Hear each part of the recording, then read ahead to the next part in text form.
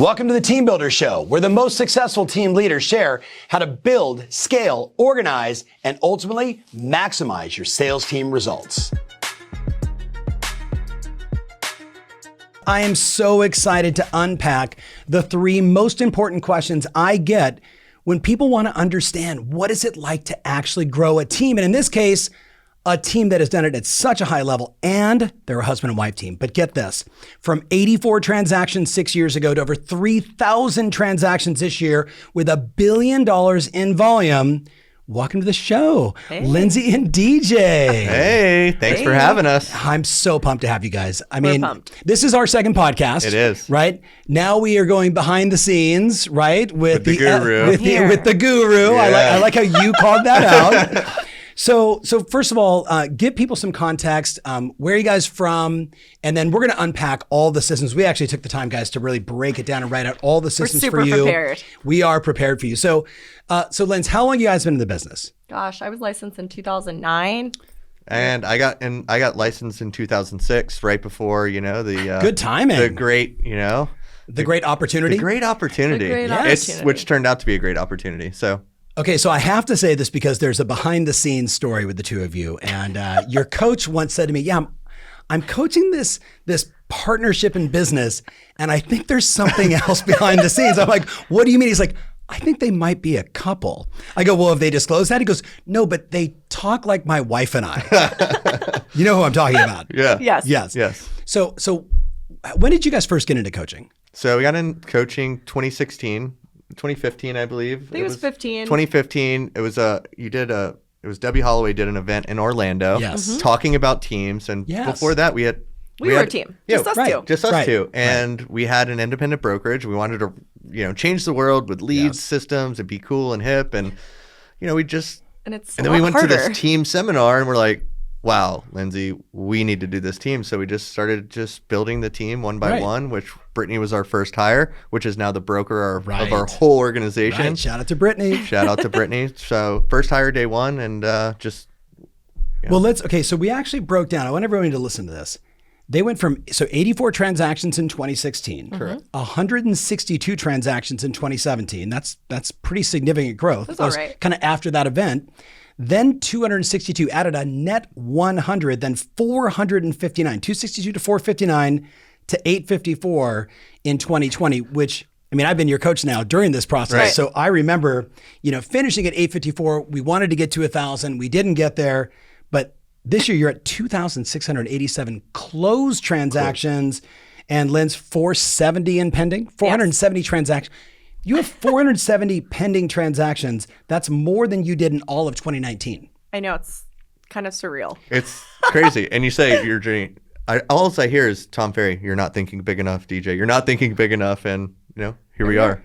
And now you're still not thinking big enough. But I got mad respect for you. So the 3 things, okay, we actually have to unpack the personal side first. So when did you guys finally disclose to your coach that you were a couple? Probably when we got engaged.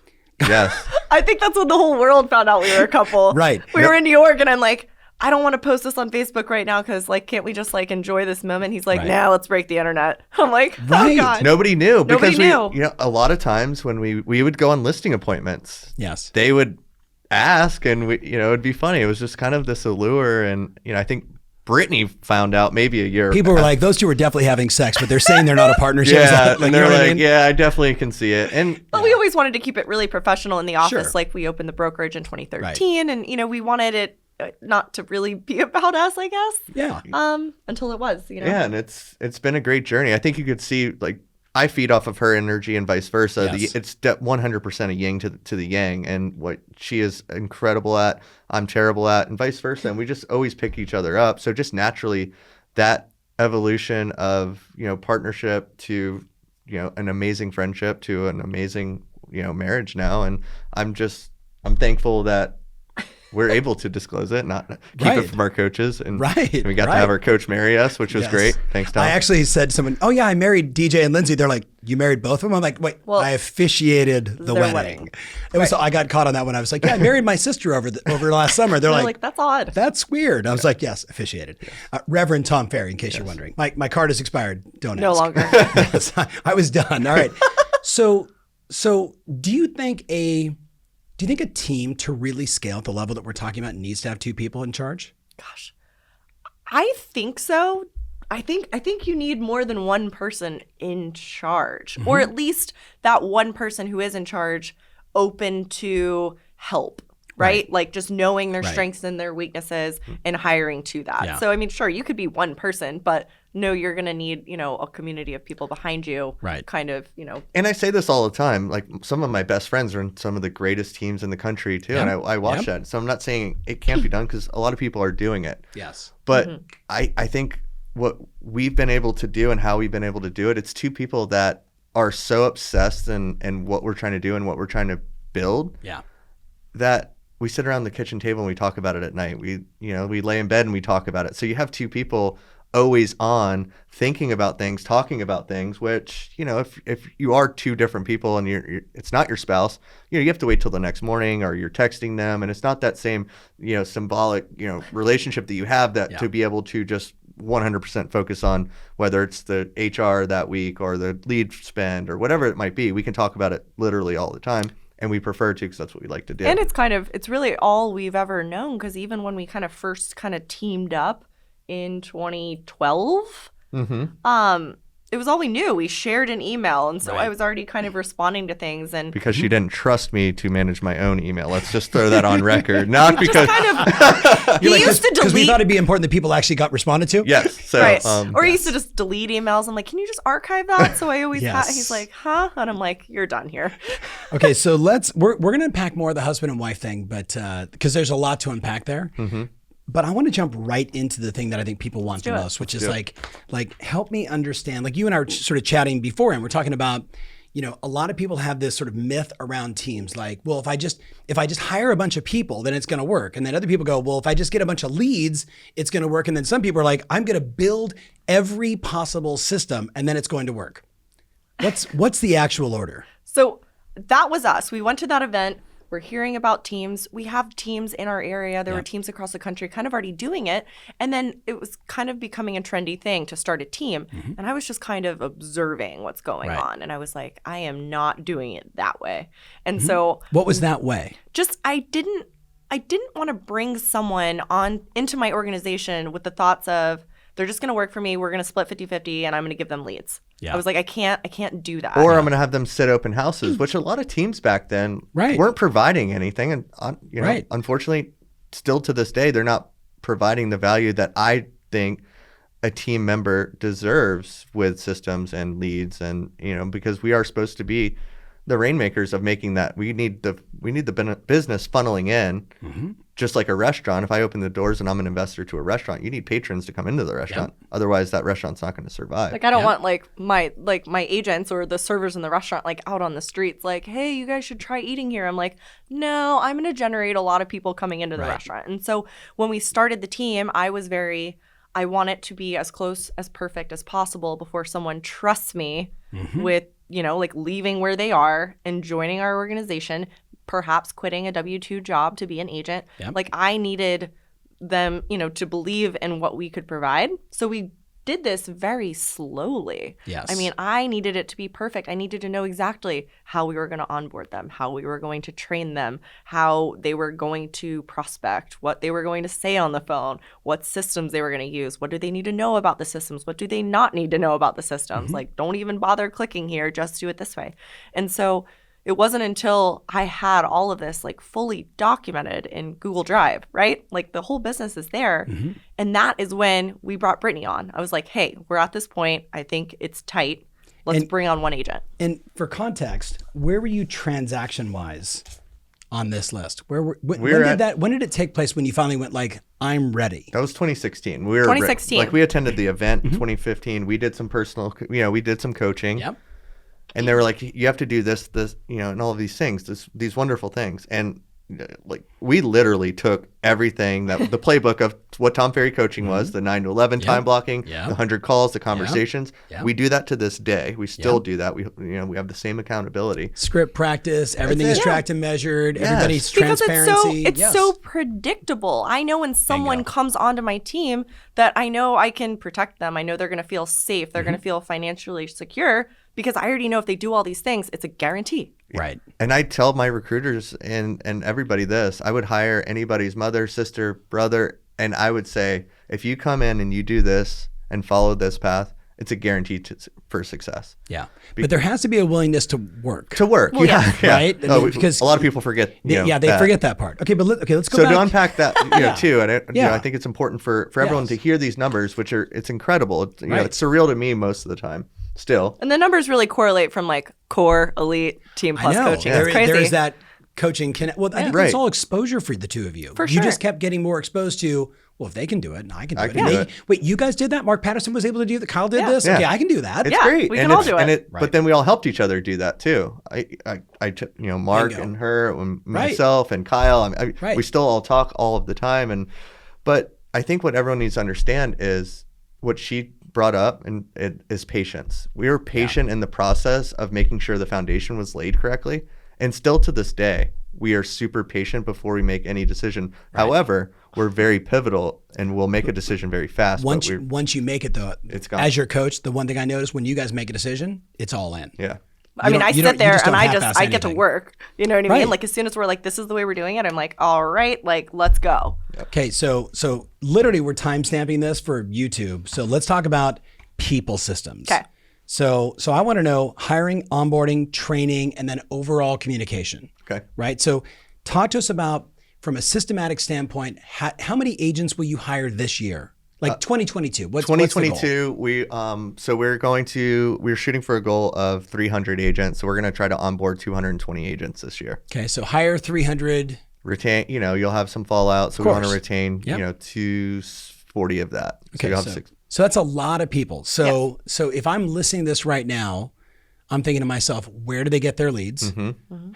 Are you two doing all the interviews? Like, what's the process? Right. How does if I'm a start from the recruit? top. Give me like systematically, how does it work? So we have a team of 6 growth advisors right now, and part of their job every day. And we have Megan that is, leading that division. So again, we have leaders now in all of our divisions, starting from TCs to growth advisors to admin, marketing, the whole. Everyone has a defined leader that answers to myself, and we talk to on a daily basis. Yep. So the growth advisors, they get their database from any licensed person in the MLS, because I truly believe we have a model for a brand new agent, we have a model for a $5 million agent, and we have a model for a $20 million agent to absolutely live the life they deserve and make the money they deserve throughout our systems processes. So it's not a scrubbed list. We're literally looking for anyone who wants to work. Right. So that's what we work off of. But do you actually say, like, I have a longtime client of mine that literally says my office is only for agents that want to work.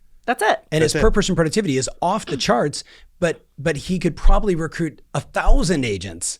But there's only like 25 a year that he says actually want to do the process, the system. It's kind of same concept? And it's the same concept. And that's why, we offer all of these. It's a very like all-inclusive deal. Yeah. So even for those people who are like, I don't want to work, let's dig a little deeper. What is it that they don't want to do, right? Do they not want to do any of the contract, the paperwork, the, contract to close stuff? Okay, we take care of that. Do they not want to do any of the marketing for the listing? Do they not want to put a sign in the yard? Because why do they want to go there again? Right. Whatever it is, we kind of take care of all of that. So as long as we can figure out what is that I don't want to work, like let's see if we have a solution for it. I actually think it was your first Team Plus event when I did a whole rant for 90 minutes on salespeople should only sell houses and nothing else. That's it. Right? So how do you And operationalize that's all we're that? hiring. Okay. Yeah. Okay, Agents but that wait, want to sell houses. I think the podcast next year, I'm going to try to reinvent the wheel once again on how we do that to make sure that the salespeople are doing that. TBD. I'm going to talk to your coach about creating some accountability around that. There you go. All right. So if I'm a growth advisor inside your company, tell me about a typical day for me. What am I doing? So every morning they have as a company, we do a 9 a.m. huddle. I lead that, and people will get, most of the people are in the office. The growth advisors, every person attends that. I try to get them hyped up. Myself or Brett or whoever is leading the call or that day will do that. Before that, they'll break off. Tuesdays, they do objection handling and of different objections that they're getting. I'm happy where I am. Yeah. All of these things of experienced agents that we get. But they also kind of get each other into the zone of, hey, because they're making the calls from 9 to 11, just like our agents. Right. They're all in the same office. They're all working together. So they're working out of a separate CRM, Boomtown. So they're working out of Boomtown. They're categorizing, they're prospects of people they're trying to work with to get All them over people here. are leads and all leads are people. It doesn't matter if they're agents, if they're buyers, if they're sellers. It doesn't matter. That's It doesn't the right matter mindset. because they know. And when I talk to when I speak about my growth advisors, there's not people with bigger hearts that care about people. And I think that, you know, for people hiring recruiters out there, they know with what I make them observe for 2 weeks of what's going on around the office. They're mandatory, have to talk to 10 agents before they even get on calls. I have a whole list of questions they have to ask. Give like us kind an of getting example. to know you. What's it like working here? Where did you come from? Is it exactly what did you feel like what you thought it was going to be that it is? Or did you feel like, we fed you a bunch of, things that weren't really going to happen, right? Yeah. So that's a common thing with agents. When they move, they go, sounded too good to be true. I went there and, it was too good to be true. Lots of promises. And it's not like specific 10 agents they have to go to. There's 90 agents in the company. Go to any agent and ask them that question because I want them to feel, because if they're going to have people join our company, they have to put themselves on the line. They're going to trust and believe in us. So then with everything they can gather from that, they can now talk to the potential prospects of why and how and why they should join the company. So then they'll dial from 9 to 11. We do have an appointment. We have an appointment chat that they take down appointments, and we use Workplace for communication. So it's a very much a group effort of camaraderie. Like every time somebody makes an appointment, everyone's rooting each other on. There's gifts in there, and so we do the same thing on Slack. So we know okay. So hold on. So Boomtown is the CRM. Yep. 9 to 11. Calls. They're uploading agents inside the MLS. Do you guys do any new agents? Any so we recent actually licensees? have a person in the office, Ashley, who actually kind of scrubs different databases, different MLSs or, licensees from the state. And then so she dumps them into Boomtown, I think, I don't know, daily or weekly. And like a standard, here's your calls for the day. Yeah, like plus here's they've the got new their leads. follow-ups, right? Yep. So if I'm working for you so I'm going to get pumped up, I'm going to role play, and I'm going to make calls from 9 to 11. What's the expectation for how many appointments I'm going to book? And what's my appointment to show ratio? What's my appointment to conversion? Okay. So our goal daily for each growth advisor is 5 appointments per day. Okay. And there's 6 of them. Setting 5. So the goal is to set 30 recruiting appointments a day. You have Correct. every owner manager right now is like going, I need 6 growth advisors. And I know what you're thinking. want Like, 60. wait, why don't you have 1,000 agents? Well, Right. it goes back to Tom's saying. I think it's even going to be hard. It's going to be hard to do what we're trying to do.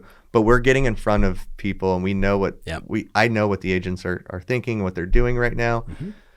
So the show rate is we always like to cut it in half. So if you book 30, 15. Yep. We'll 15 show. 15 show. Out of that 15, How many disqualify? right off the bat, another half.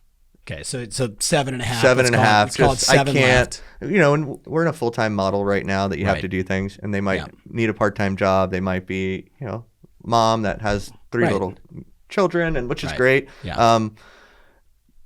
And then the other 5.5. It's really up to us to determine, do they have that sales ability to go on, because I was telling you the other day, we have $13 million properties all the way down to $30,000 properties. Right. The connectivity with every person in between that it's important. And we are in a sales role, and showing up every day, it's hard. And being coachable is very, unique to a lot of people. Yeah. So we look for all of those qualities. So usually out of 30, we probably hire 2. Okay. So, but how often do you actually get to 30 appointments in a day? Not very. We hit last 2 days. We've hit 22. Okay, so that's the aspirational And some goal. of these growth advisors are, one They're of them's brand new. Sure. 2 of them have only been here, 30, 40 days. So And for context for the people that are listening, give us the evolution of the growth advisors, especially for the mega team leader that's listening right now. They're like, do I just go out and hire 6 tomorrow? No. It sounds like the mistake of hiring 6 we just hired ISAs tomorrow. one. Megan was our first one, Right. and that was 3 years ago. And we just hired one. And that was when we were like, we're ready to grow. I can't always make the calls. Sometimes I think it's better from a third party making the call and kind of reaching out. And so Megan was the first one. And so, she has had tremendous growth. She's been incredible. But to back up, because I'll even go back to Brittany right now. When we hired Brittany as our first team agent, I was so nervous, and with all of our spend and what we were doing, she would like go on the appointments, and then I would negotiate the deals, and she'd be on the phone. But I would write listening. it up, and I'm so like, the same thing when Megan came on. Megan and I would, we did Indeed ads, we do all of these different things to generate Wise business. Hire, So we tried it all, and then I would do the interview. She would just set our calendar, and then we would interview. We would them. interview. She wouldn't even be in. Then then the evolution was she would sit in on them. Then I was like, all right, Megan, you're a rock star. Do it. And even then I'd have to Rockstar, do we it. let her do the first interview, and then I did the second interview. I'm like, Yep. let me just make sure this person's a good fit. And So how much of that is common sense and sort of your process of I want it to be right before I can delegate it versus just controlius maximus? it's called. I think it's patience more than anything, because if we would have did it any other way, I think we would have onboarded and offboarded a lot more people. Sure. I think that then the culture suffers. Then your W-2 employees suffer because now their workload's more. Now we got to move more leads around. So it's a little, Yes, the control. yeah. But it's a controlled, because But it's it's almost chaos. more quality control. Yeah. Right. You know what I mean? I use controlius maximus because that's what my kids call me. Yeah. I'm like, all right, controlius maximus, slow down. I'm like, no, but it's quality control. Yeah. And and we get that a ton. Like, oh, they just want to do this, but really, it's bigger than Lindsey and I now. Yeah. Now it's Ashley and Erica that's onboarding, and now Stu offboarding and moving different things. So, it's 10 to 12 people it affects now if it's not the right hire. Right. So if we didn't do that correctly in the beginning, then it affects the whole world. So Right. It's a snowball. I hate the sound of it, but it's the cog in the wheel. Yeah. Like, Right. there's multiple cogs. Like everyone's got to be working correctly for the whole machine to work. Okay, let's go to onboarding. So you guys said you use Trainual. Yeah, we use I can Trainual. never say that right. Yeah, so What is Trainual? it's like an online learning platform. LMS, learning Yeah. management Yeah, system. that's Okay. exactly what it is. Yeah. And so it's a combination. I think we use Trainual as well as probably Sisu. Yep. Does a lot of our onboarding. So, Yep. she can just check off the task. I mean, there's a lot of onboarding when it's for a team. Right. So we have to get them on all these different platforms. Do you guys have a checklist that you started out with, like that's It was evolved? on, so it was on paper. We actually started on paper. So like when Megan, for example, would bring people on, I would do all the onboarding. I used a sheet of paper that it was like my task list on a paper. Right. And I actually put like 6 of them on one sheet of paper so I could save paper, and I would manually cut them, right? It's crazy. And then I would check off as I did things. Yeah. And then, sometimes we would onboard people in a different city like Jacksonville, and I'd have to send this paper or like take a picture and email it. It was crazy. And then we brought Ashley on. She's like, whoa, why are you guys using paper? Yeah, we can put this in pencils? Google and it's she free. was like, let's Yes. put this on a Google spreadsheet. Everyone has access. We can see everything and who does. I'm like, whoa, this is amazing. Right. And then from there, that's when we moved to Sisu now. So Sisu does all of that because there's different tasks for different people and what they need to do to onboard someone and offboard Kind of like someone. Monday, once one person Yeah. checks Right. it off, it triggers the next step. So Super so organized. we're gonna get into Sisu in a minute because that's more under kind of management systems. Yeah. But Trainual. So if I'm listening to you and I have a team Uh-huh. and I'm onboarding 2 agents a month because I'm losing one, and that's pretty typical, right? For Right. everybody else out Absolutely. there. Do I need a solution like that? I would say it would be a good practice And what's in to it? go ahead and start that way Okay. rather What's- than learn the way we did. Everything Yeah. from what MLSs you have to sign up for, what lockbox key, how it works, what Brittany's role is, what Todd's role, like what everyone's kind of goes over the overview So of the I'm company. learning the entire management process of the Everything. company, transaction Who management everyone process, lead management. Yeah, lead how to manage- use how to use Boomtown, how to properly set up Yep. a lead. When you get a new lead and you're on a lead shift, what do you need to do? What do you need to say? How do you need to set them up? I mean, it walks them through step by step, and they can always refer back to it. It's when you have a closing, Right. what do you need to do? You need to Right. schedule this. You need to talk to your transaction coordinator. You need to show up to the closing, right? They don't know. Some people are brand new. They don't know. And then I we have a to go. separate trainual once they graduate to listings, and we have a whole listing trainual of like how to properly do, how to schedule photos, how to get the house ready. So it's a leverage of time and everything we course. do. And But then like, you also have to constantly update it. Okay, I was as we just going to change say things. but what a great name for you if you think about it, like because it's really Right. it's a manual, Right. And it's done training. format, Yeah. Right. Trainual. Shout out, I'm not an investor in this company, but I really should be now. Just thinking about it. All right, so you use it for that, and then what about sales training? Sales. Like if I'm on your team, forget the I want to switch to the listing side. Just I join your team for the first year. I want to sell houses. Like what kind of am I taught like a buyer consultation?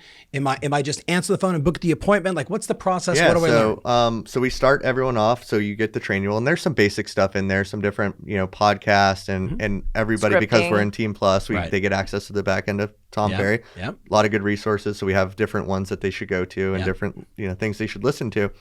Every Tuesday we have script training every Tuesday morning before they start in every office.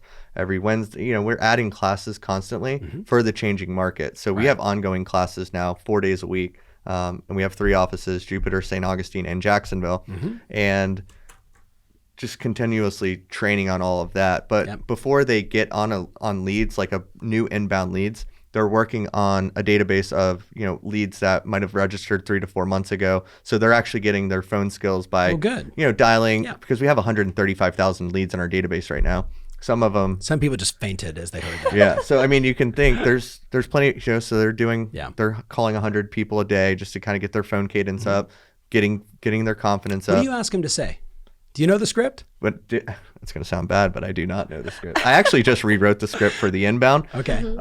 But we have a different outbound. But no, Sure. but it's The essence of it. But I think it changes. Like I'll say on a Monday meeting, like, "Hey, how was your Thanksgiving?" Like, So you're keeping it fresh. keeping is it the point. fresh. That's what I wanted people to Please hear. do not say I'm just checking in. We all know ever. that's Yeah. But that's just how you get hung up on. Yeah. but Yeah.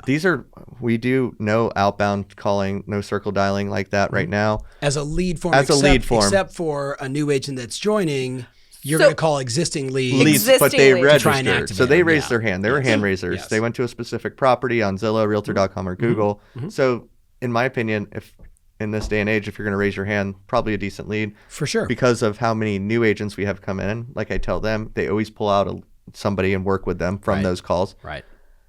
That person that might have called them the first time might not have had the same skill set as they do now. So, or even the buyer on the other line could have just been rushing to get the kids out of the house that morning, right? And so it was a crappy conversation. 100%. And so the other agent just marked them as an archive or whatever and moved on. That person doesn't want to talk to me. But then the next day, brand new agent calls them, right? Has no fear. Hey, Sarah. And Sarah's great, right? And she's like, I want to buy a house. Yeah. And you're like, why did these notes say she was so rude? But that's because that was her day yesterday. Yes, it's modality. What we all understand, like modality is like, I register, I want to see this house. Right.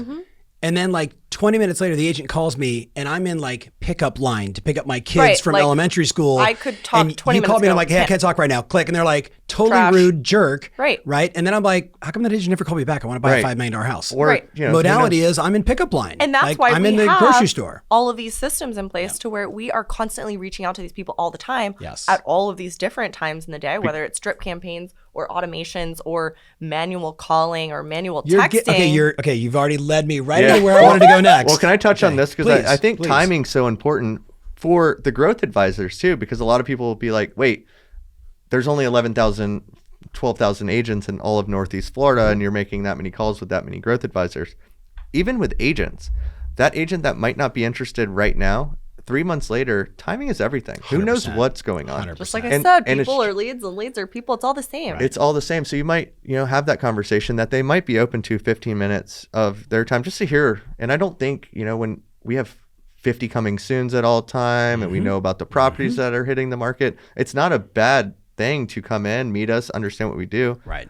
We don't want to be, if we're not your destination now, we just want to be the first person you consider when you do decide to make that move. Which is a whole branding conversation, which we'll talk about too. So let's talk about, so just hiring, it's Boomtown and it's growth advisors, and it's 9 to 11, making phone calls, trying to get to 30 appointments a day, which is a big number. It's a big Calling, number. texting, video texting, going to events. Calling, text, video, They do all all the the above. things.